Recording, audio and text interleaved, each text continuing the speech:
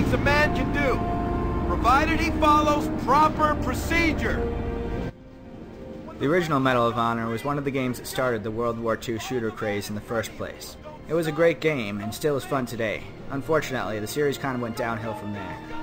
The latest entry, Medal of Honor Airborne, attempts to recapture the success of the original game while adding some much-needed innovation. The results are kind of hit or miss. Airborne puts you in the shoes of Private Boyd Travers, a paratrooper in the 82nd Airborne Division. You'll be dropping into some of the most influential battles in World War II, infiltrating behind enemy lines to sabotage and take key positions for the Allies. Your role as a paratrooper provides the main unique angle for the game. Jumping out of the plane and descending towards the battlefield below, you can try and meet up with your men in a safe zone, aim for a rooftop and take up a sniping position, or even land right in a hot zone and try and take the enemy by surprise. There are pretty much endless possibilities for how to start off each mission. Once you hit the ground though and complete that first objective, the gameplay quickly becomes standard fare for a World War II shooter. As you run through European towns and shoot Nazis, you may get the feeling that you've been there and done that in a dozen games before. The shooting action itself is far from perfect, with the main offender being the hit detection. Be prepared to miss plenty of shots, despite having the enemies seemingly lined up right in your sights.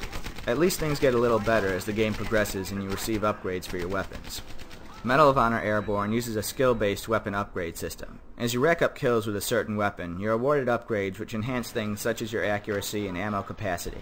The system attempts to add some depth to the gameplay, but it kind of backfires in that once you've built up a proficiency with one weapon, you may be discouraged from trying out a new gun that you know your character is going to be less skilled with.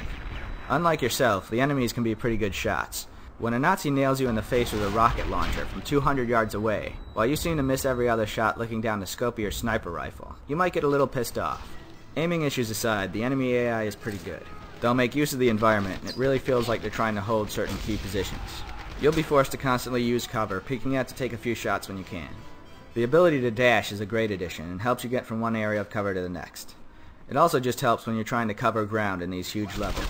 Airborne only has 6 stages, but they're big, featuring multiple objectives, many of which pop up halfway into a mission. The game gets off to a slow start, as the first few levels feel a little on the generic side.